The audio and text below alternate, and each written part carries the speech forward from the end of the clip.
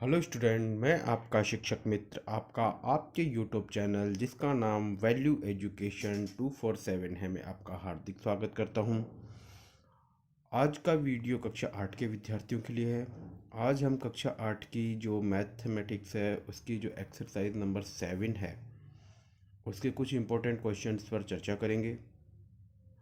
प्रश्नावली जो 7 है इसका नाम है क्यूब एंड क्यूब रूट्स अर्थात घन और घनमूल। इस प्रश्नावली में हम घन भी निकालना सीखेंगे और घनमूल भी निकालना सीखेंगे और उससे संबंधित अन्य प्रकार के जो क्वेश्चन जो कि आपकी परीक्षा में आ सकते हैं उनको भी करने का पूरा प्रयास करेंगे। तो चलिए शुरू करते हैं आज की हमारी एक्सरसाइज 7। ये महत्वपूर्ण प्रश्न है। पहला क्वेश्चन है 6 का घन ज्ञात कीजिए। यानी यहाँ पर क्यूब निकालना है, घन को हम बोलते हैं क्यूब। इंग्लिश वाले भी देख लें। तो 6 का घन अगर हमें निकालना है, घन का मतलब होता है उसी संख्या को 3 बार गुणा करना होता है। जैसे वर्ग होता है, वर्ग का मतलब होता है उस संख्या को 2 बार गुणा करना। यानी 6 का वर्ग हो गया तो 6 गुणा 6 करेंगे। 7 का होगा तो वर्ग 7 गुणा 7 होगा। लेकिन क्यूब का मतलब होता है उस संख्या को हमें 3 बार लिखना होता है।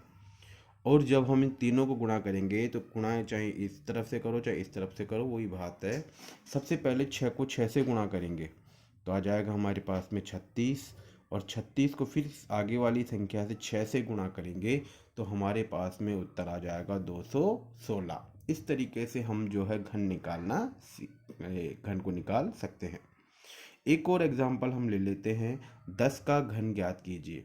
तो वही बात है, जैसे यहाँ 6 का किया था, 6 को 3 बार लिखा था, तो यहाँ अब हम 10 को 3 बार लिखेंगे। 10 गुणा 10 गुणा 10, और जब 10 को 3 बार लिखेंगे तो हमारे पास में 1000 उत्तर आ जाएगा। अब अगला क्वेश्चन हम जो है घन का हम कर चुके हैं कि घन हमें निकालना आ गया। अब हम घनमूल निकालना सीखेंगे। देखिए, वर्गमूल निकालने की 3 विधियां थी। पिछली जो है आपको पिछला जो वीडियो अगर किसी ने नहीं देखा तो उसको देख सकते हैं आप। उसमें मैंने वर्गमूल निकालना बताया था और वर्गमूल के लिए आपको 3 विधियां बताई थी मैंने, जिनका नाम था अभाज्य गुणनखंड विधि, भाग विधि और बार बार घटाने की विधि। लेकिन घनमूल में इस प्रकार की कोई विधि नहीं होती है, इसमें केवल मात्र अभाज्य गुणनखंड विधि ही होती है। तो घनमूल यानी एक ही विधि इसमें काम में ली जाती है। तो जैसे हमारे पास में संख्या है 8000 और हमें 8000 का घनमूल निकालना है, तो इस तरीके से हम 8000 का घनमूल निकाल सकते हैं। सबसे पहले हम 8000 को लिख देंगे। इसके पीछे जीरो है, भाजकता के नियम आपने पढ़ रखे हैं, तो आपको पता है कि जिसके पीछे जीरो है उसमें या तो 2 का भाग जाता है या 10 का भाग जाता है। तो 10 का तो एक भाज्य संख्या होने के कारण 10 का डायरेक्ट भाग नहीं देते हैं, तो हम अभाज्य गुणनखंड विधि है तो अभाज्य संख्याओं का ही भाग देते हैं। तो 2 का भाग देंगे हम, तो 2 का भाग देंगे 8000 में तो 4000 आ जाएगा। 4000 में 2 का भाग देंगे तो 2000 आ जाएगा। फिर 2000 में 2 का भाग देंगे तो 1000 आ जाएगा। 1000 में 2 का भाग देंगे तो 500 आएगा। 500 में 2 का भाग देंगे तो 250 आ जाएगा। अभी भी इसके पीछे जीरो है तो 2 का भाग चला जाएगा। 2 का भाग देंगे तो 125 आ जाएगा। लेकिन अब 2 का भाग नहीं जाएगा क्योंकि इसके पीछे 5 आ गया है। अब इसमें 5 का भाग देंगे, 5 का भाग देंगे तो ये 25 आ जाएगा। 25 में 5 का भाग देंगे तो 5 आ जाएगा, और 5 में 5 का भाग देंगे तो यहाँ पर 1 आ जाएगा। यहाँ पर हमारी जो संक्रिया है समाप्त हो जाती है। अब हमें चूंकि घनमूल ज्ञात करना है, मैंने बताया आपको क्या करना है, घनमूल।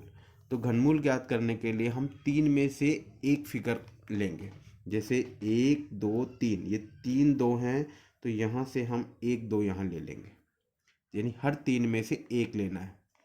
फिर 1 2 3, ये फिर 3 आ गए, 2 तो 1 2 और ले लिया, और 1 2 3, ये 3 5 हैं तो उसमें से एक 5 हमने यहाँ ले लिया।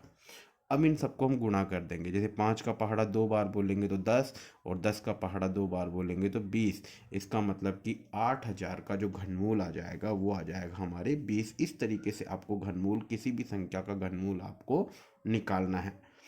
तो यहाँ तक हमने जो है घन और घनमूल किस तरीके से आपको करना है। अगर घन करना है तो उसको 3 बार गुणा करना है, यानी क्यूब करना है उसका।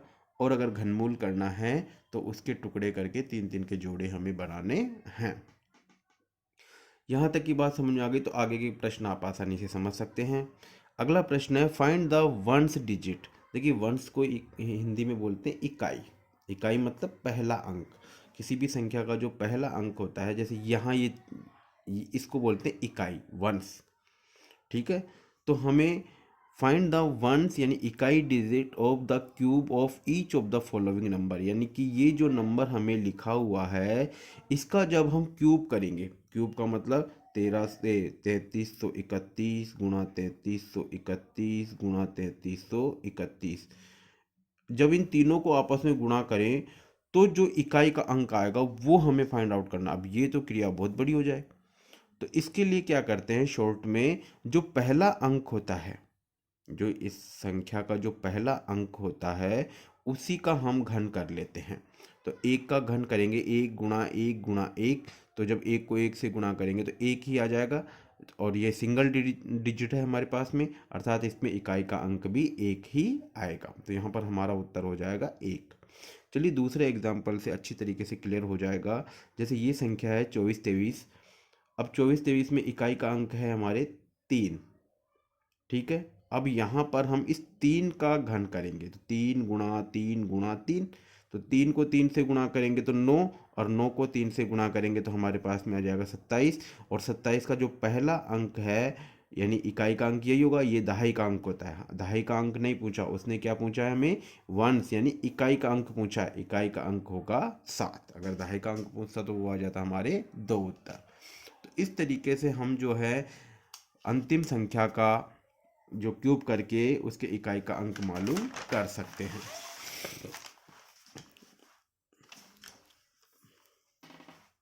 अगला क्वेश्चन 5वें नंबर का क्वेश्चन हम ले रहे हैं, ये इसको बाद में करते हैं हम, थोड़ी देर बाद में 6ठे नंबर का क्वेश्चन ले लेते हैं पहले। Which of the following are perfect cube.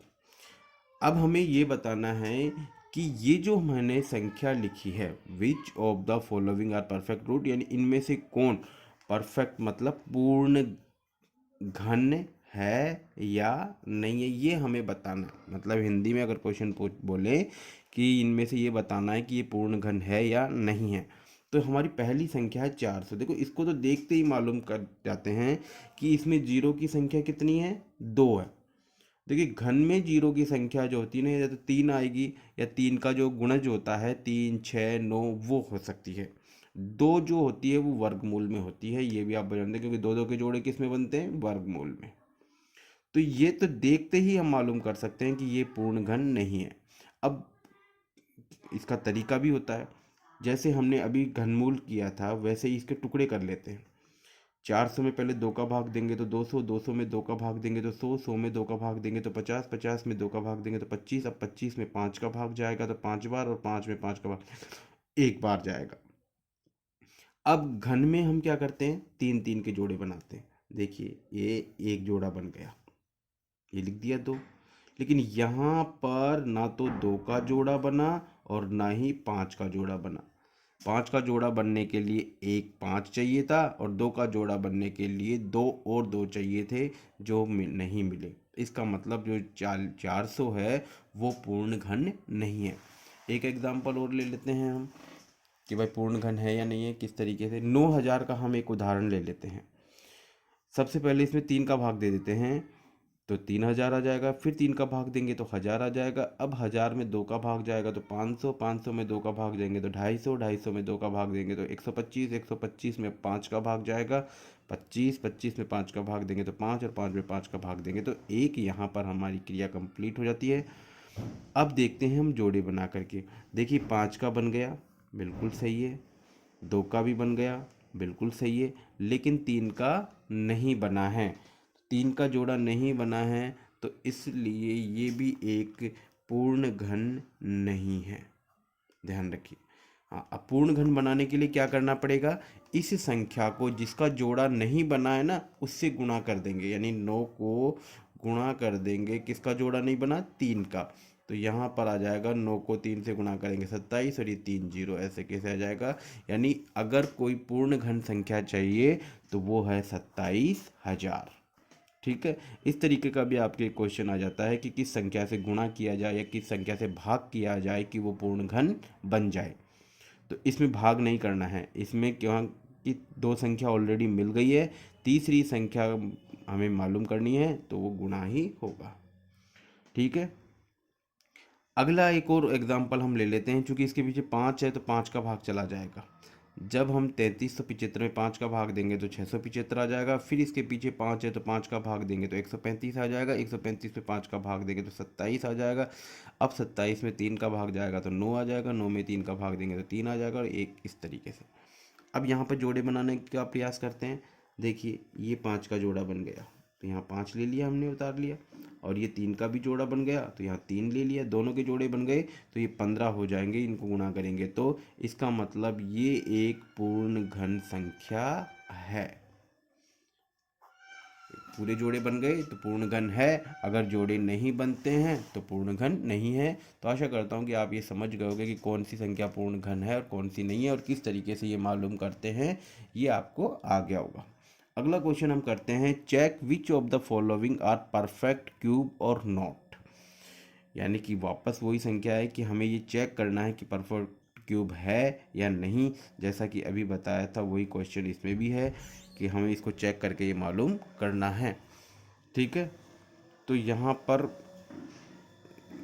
2700 से 3 किया तो 900, 900 में 3 का भाग देंगे तो 300, 300। तो इस तरीके से 2700 का भी हम निकाल सकते हैं। 2700 में 3 का भाग देंगे तो 900 आ जाएगा। 900 में 3 का भाग देंगे 300 आ जाएगा। 300 में 3 का भाग देंगे 100। फिर 100 में 2 का भाग जाएगा 50। 50 में 2 का भाग देंगे तो 25। 25 में 5 का भाग देंगे तो 5। इस तरीके से। अब देखो इसमें यहाँ पर 3 का जोड़ा बन गया। ठीक है, 2 का भी नहीं बना और 5 का भी नहीं बना, तो इसका मतलब ये पूर्ण घन नहीं है। ठीक है, अब प्रश्न ये आ जाता है कि इसको पूर्ण घन बनाने के लिए इसे किस संख्या से गुणा किया जाए। तो किसका जोड़ा नहीं बना, एक तो 2 का जोड़ा नहीं बना, और किसका जोड़ा नहीं बना, एक 5 का जोड़ा नहीं बना।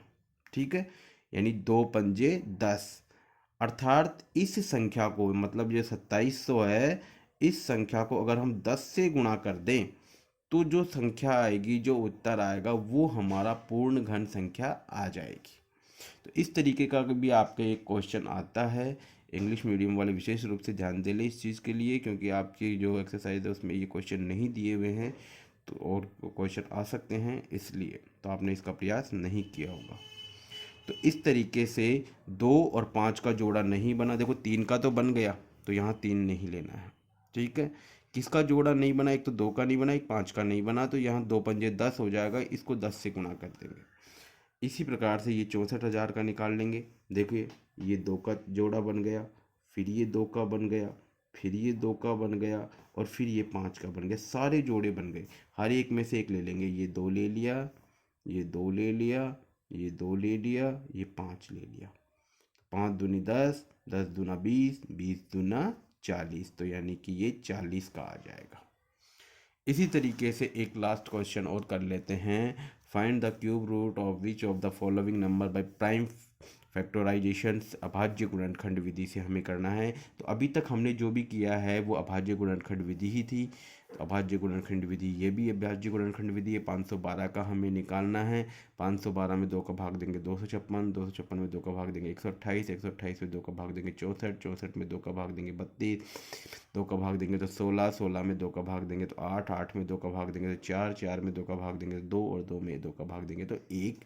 और यहाँ पर अगर जोड़े बनाए तो ये बन गया, ये बन गया, और ये भी बन गया। सभी जोड़े बन गए। इसमें से 2 ले लिया, इसमें से 2 ले लिया, इसमें से 2 ले लिया, तो यहाँ हो गया 8।